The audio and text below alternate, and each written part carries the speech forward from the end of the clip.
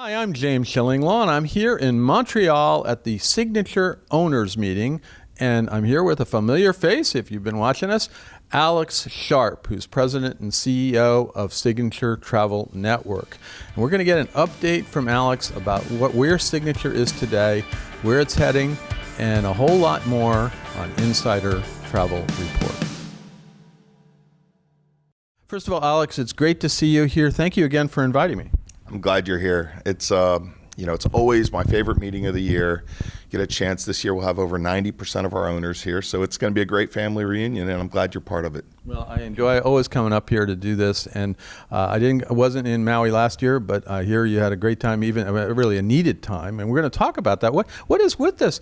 You came up here to Montreal, and I get a note from you a week ago saying they're having a hotel strike in the hotel you originally were going to be in, and now we're here at the Westin.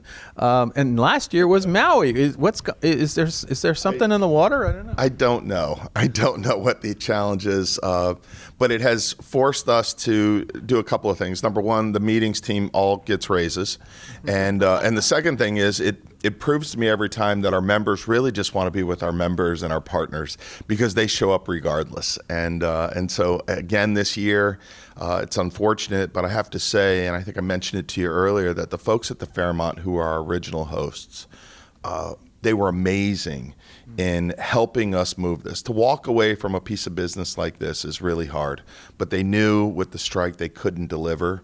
And they really walked us over here to the Westin and made it easy. The chef brought us recipes and said, hey, this is what I was going to cook. Maybe you guys can do the same thing. I mean, they were just so wonderful in the way they handled it. And, that's what this industry is all about. We all have to change and pivot and adjust accordingly. And, our advisors, our agency owners in this case are used to that. So, here we are having fun. And as I said to you, we're only a block away from my favorite Montreal bagel place. So that was I knew you were going to do. You said you planned it that way. I did plan it that way, just for you, not for me, of course. I wouldn't dream. I'm going to drag you over there later, so we'll see what happens. But then again, Maui, of course, you were very brave in continuing to be at Maui, and at a crucial time for Maui, right?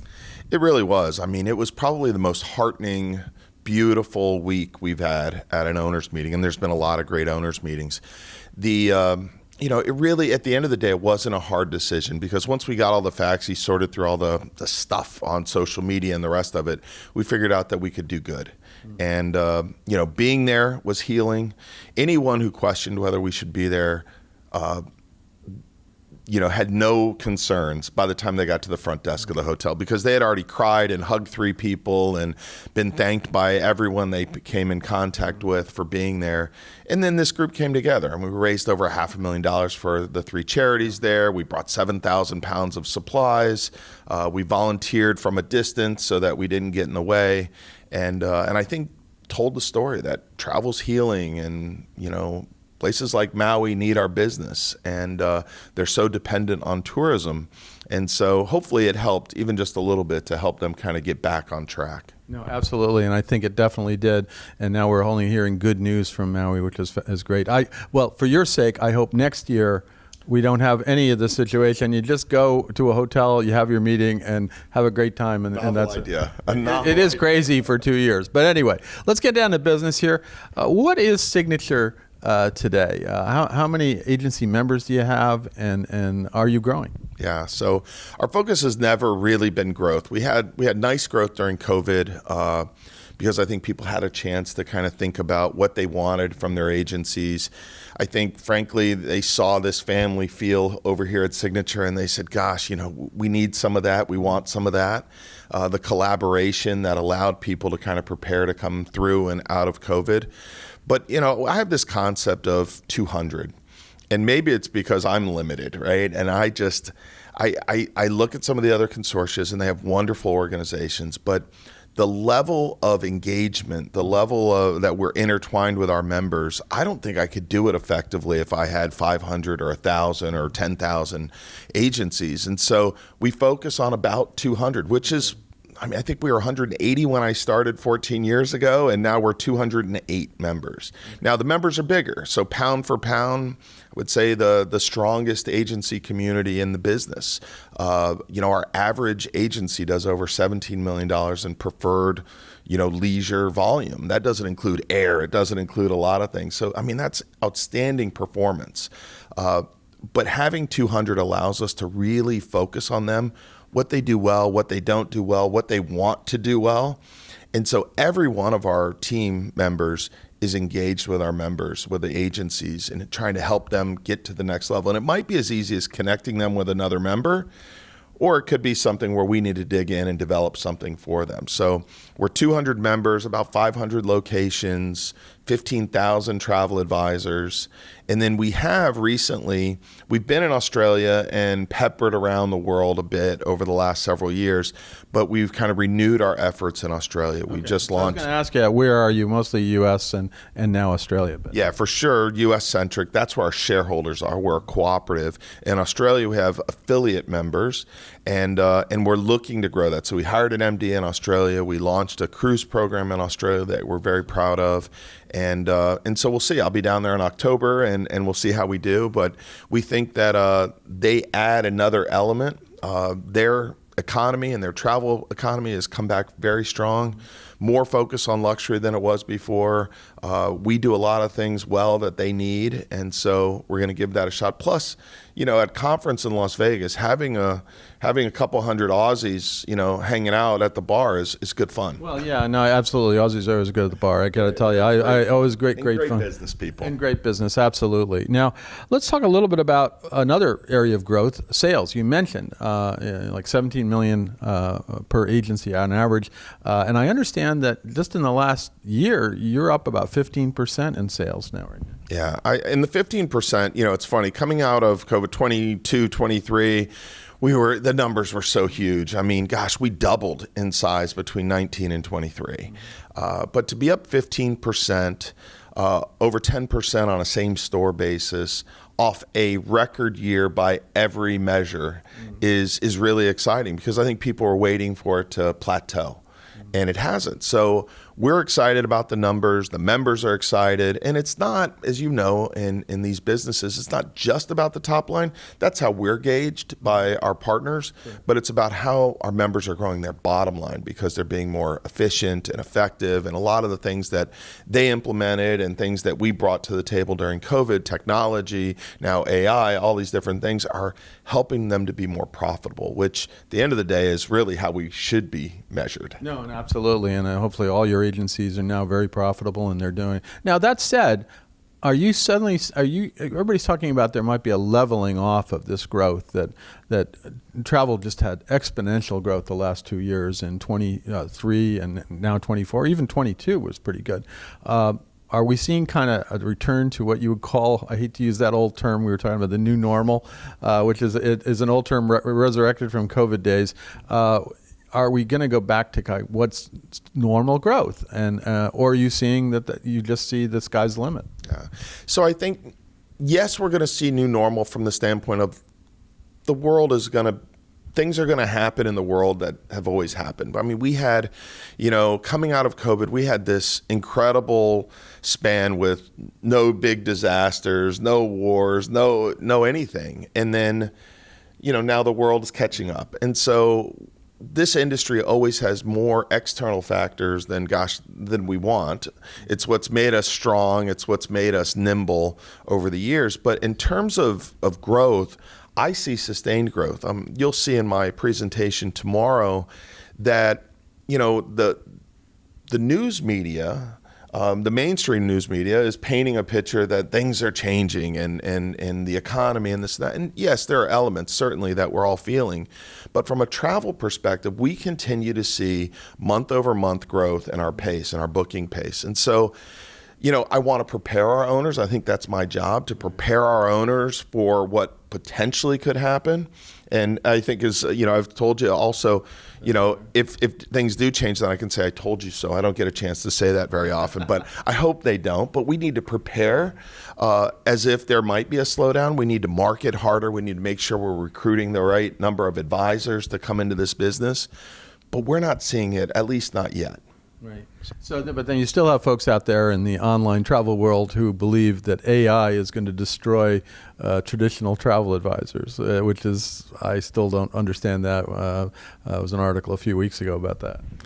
I think those people are the ones that are banking on AI changing the world, right? Those of us who have been in the industry for decades, we see it as an enabler. We see it as a help, but not the answer. And so we're always going to need the human element. And so it's how do we use AI? How do we implement AI and help our members implement AI to make us more effective?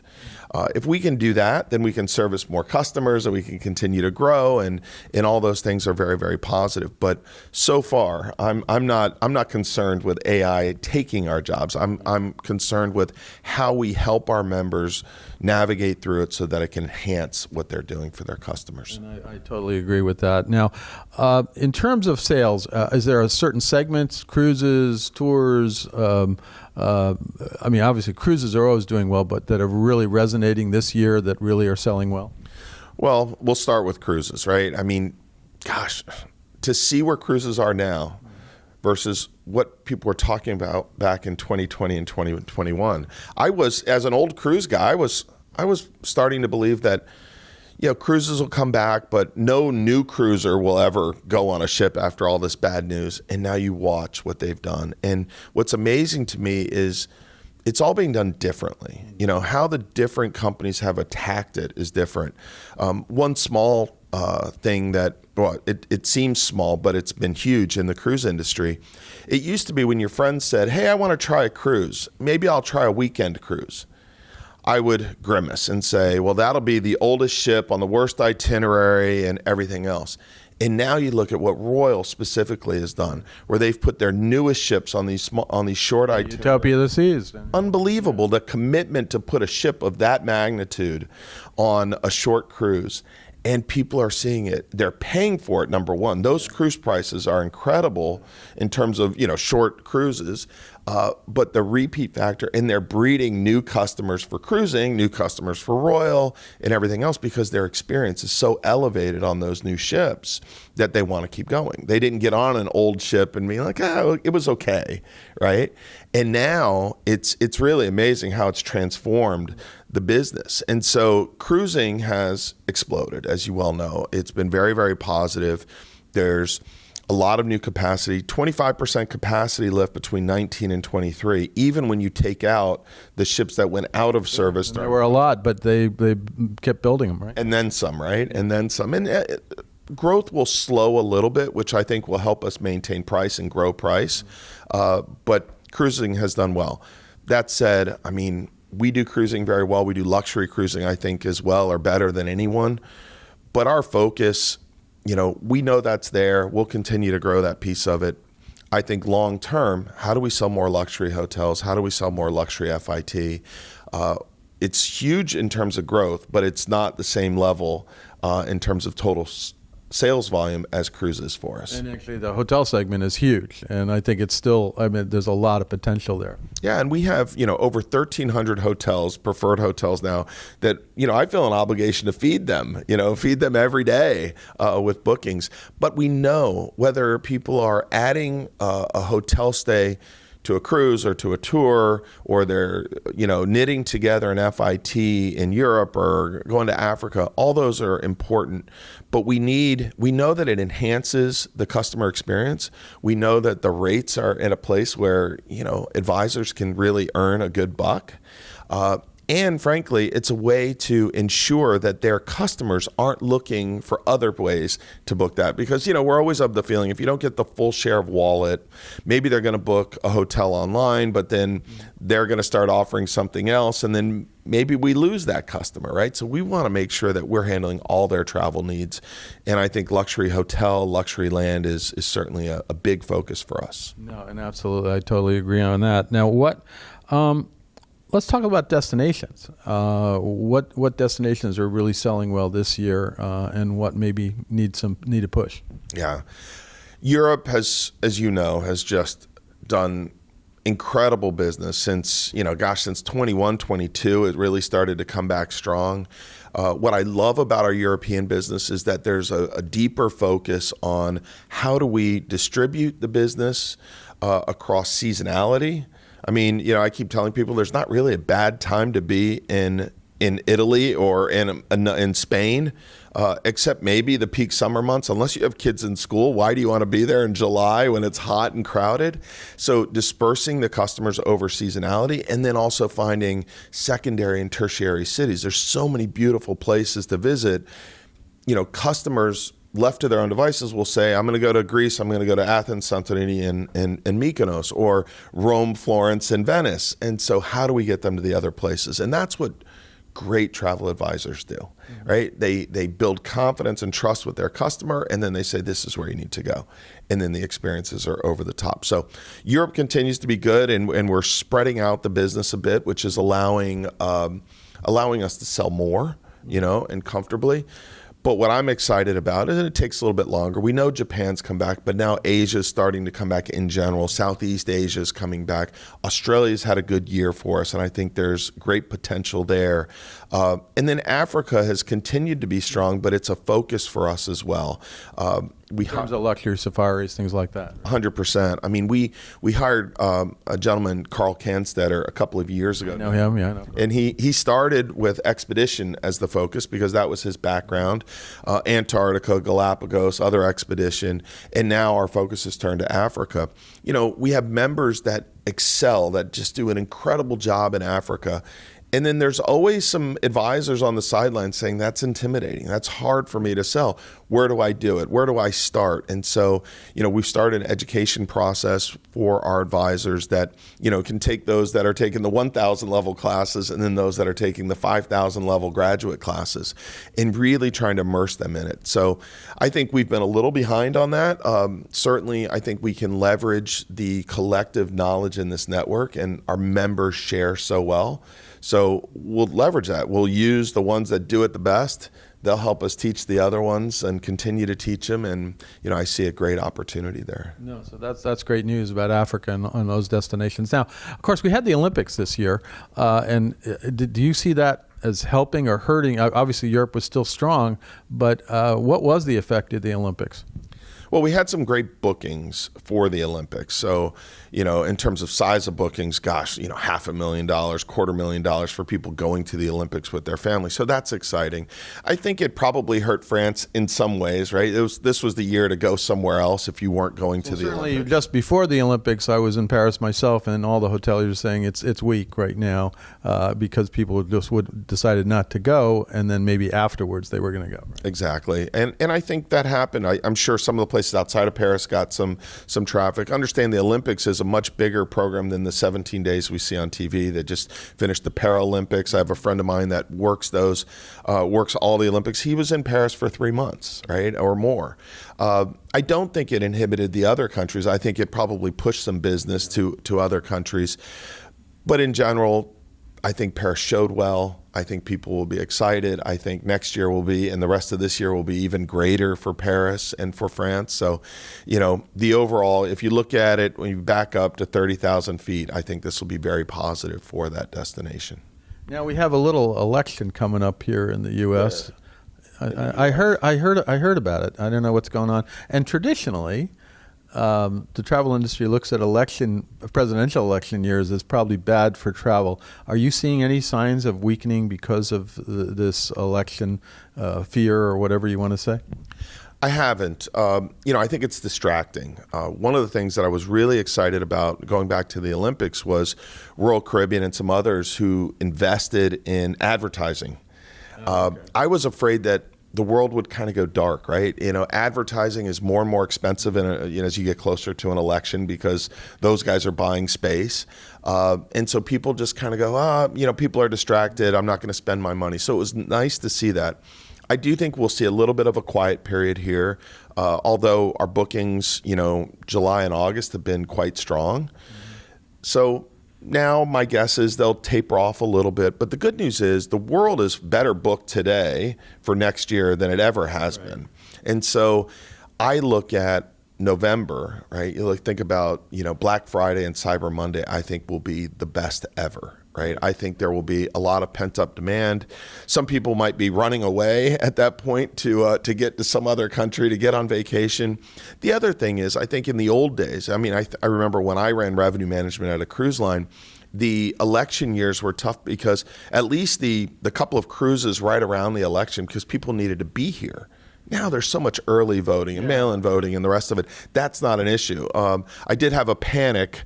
I think it was a couple of months ago when I was thinking about our conference, and I was like, is our conference over election day? And it's not. Thankfully, it's the week after. But I was nervous for a second because it's early November. And that part of it's not, with early voting and everything else, people can do that. Although I would say, hey, forget about the election, just go travel. I mean, exactly. The world. It's going to happen, and it's going to, but you might as well enjoy some other place for a while. All this acrimony now. I mean, it's nice to get away and just. Although everywhere I go, people say, well, what do you think about the election in the United States? You go to Europe, that's all the question they got, and you're like, okay, then you have that political discussion. But now. We're here for the owners meeting. What are you going to tell the owners here tomorrow? I'll be there, but this is a little preview of what you're going to say to them about the state of Signature today. Yeah, so we'll celebrate the wins. This has been our best year by every single metric. So we have a fiscal year that ends the end of May. That fiscal year was by far and away our best again.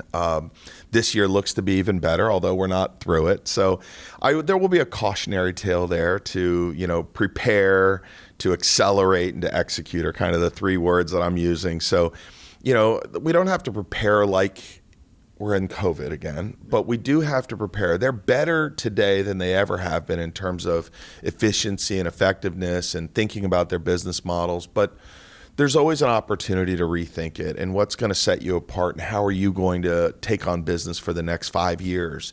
So the preparation is a big part of it. Being here with our partners and other members is a critical opportunity for them. We got to be ready to accelerate. So, business has been walking in their doors for the last couple of years. We have this commitment that we're never going to let our members not market. We do it all on their behalf. Mm-hmm. But I want to see them step it up even more. I think it's important that we're going to have to put our foot on the gas and ensure that our phone lines and emails are full, the leads are coming in, and that we're fulfilling for customers, and then execute. Right? It's sometimes when it's busy, and I think I felt a little bit of this coming out of COVID. They were so busy. They had prepared so well, then they were so busy, and then it was, okay, are you doing everything you said you were going to do? Are you thinking about your fees? Are you adding insurance? Are you adding a hotel to every booking? All those types of things. So, Michelle Morgan, my predecessor, had this line of inspect what you expect, right? And owners have to take a step back and say, are we executing? What are the benchmarks? That's one of the strengths of this organization is we provide benchmarks in every area. So are you selling enough expedition or exploration business? Are you doing enough in this category or that category? And are there opportunities? So, that's what I'll talk to them about. And then, of course, we're always here, right? We're as engaged a group as there is. And we want nothing more than to serve our members and help them get there. So all they have to do is tell us what they want to do, right? And set a plan together. And then we'll keep them focused and keep them on that plan. No, and we'll look forward to your speech tomorrow when you tell them this. And now, you've been with Signature 14 years, and you just told me 11 years as president and CEO. How do you see the organization has evolved since you joined 14 years ago and since you became president? Yeah, I think there is an evolution. I mean, we've really tried to hang on to the culture, right? And we have a lot of 30-plus year members here, and I think that's important. I think the average agency has gotten bigger in size. A lot of that's because it is a family, so when there's consolidation, they consolidate to other members. Some of that is new members coming in. We've brought in some great new members, and then a lot of it's just organic growth. But what I've seen is a level of professionalism that's changed. Right? People are truly in the business of travel. They're trying to figure out, how do I make this a viable business, not just for me, but maybe for my kids or for whoever I sell it to 10 years down the road. So I have seen a professionalism increase here. And for me, it's how do we achieve that balance of the professionalism and really digging into the business, but keeping that family atmosphere. And I feel like we've been able to do it. I think our members would say that, but that's usually what's on my mind is how do we balance those two things? Now, my last question is really about you. Not that we haven't been talking about you, but you've now been CEO, president for 11 years, and even on your LinkedIn you say you're still having a blast. Okay, are you still having a blast? And is there more to do? Are you still enjoying your role as president and CEO of Signature? Yeah, I am having a blast. I mean, I don't think anyone has a better job than me. We've got engaged owners. We've got, our company was just voted one of the top 10 companies in Los Angeles again. And it just means we have good people, right? We've hired well. They love what they do. We're in the greatest industry in the world. My eldest son is about to graduate from college in another year. He's accepted a job in the industry. My two younger kids interned this summer in the industry. And I think it's a byproduct of what I've been able to introduce them to, right? The travels and the rest of it. They think it's all about hotel upgrades and going to cool places. But well, we both have kids that were spoiled rotten in this business. I got to tell you, for 30 years, I've been in it for 33 years, and my son is 34. So guess what? Yeah. They think they know something about travel and the level they expect, right? Well, I think it's both sides, right? So we try and spoil our kids with, in my case, things I didn't have growing up. Right. But at the same time, travel is this equalizer, right? It makes people better people. It makes them more empathetic and understanding and all the rest of it. So, I feel like maybe I'm making three jerks by giving them, by flying them all over the world to these great places. But at the same time, the people they meet and the exchanges they have give them values that are just, you can't replicate that, right? And so I'm really proud of them. And I think it's a byproduct of again, being in this industry and this role I've had the last 14 years at Signature. So I'm having a blast. I think this is where I'll be until I decide to retire. And if I ever retire, maybe I just hang out as long as you have to retire to travel. That's what time you can travel. Right? That's why people don't leave this industry, right? People say, "Oh gosh, it's an aging industry." No, there's a lot of new young people coming in. But no one wants to leave because, a year after I retire, I'm not going to get the same treatment when I travel. So I want to make sure I stay engaged. You're absolutely right. And it's I know that's one of the reasons. People say, when are you going to retire? I said, retire to travel? Right. That's not going to happen. Now, anything else you want to tell both your members and also maybe people in the outside world about Signature today? Well, I think it's a great family. We're not a fit for everyone, and we don't really actively recruit, although we have a salesperson and she does a great job. I just think this industry, we have to remember the past, remember the last few years, remember the tough times. I think it's such an opportunity for us to come together. Just before this interview, I was on Ask the Board of Directors call, and I think that's such a great representation of this industry, right? And the way people have come together, the way people help each other. And I just want to see that continue. So, a little bit of kumbaya. We want world peace. We want all these things. But really, I just think remember these last few years, and let's continue to collaborate and do better and grow this advisor industry. We all know it can be bigger and even better than it is, but it's pretty damn good right now. So I'm excited. Alex, thank you for taking the time. I know you have a busy time for you right now with this meeting coming up, but looking forward to the next few days here in Montreal. And again, thank you for inviting me. And I'm really interested to see how Signature is going to evolve in the future. I appreciate it. Thank you for being here. Thanks for your reporting, this great industry, and keeping us all connected. Thanks again. I'm James Schellinglaw, and this is Insider Travel Report.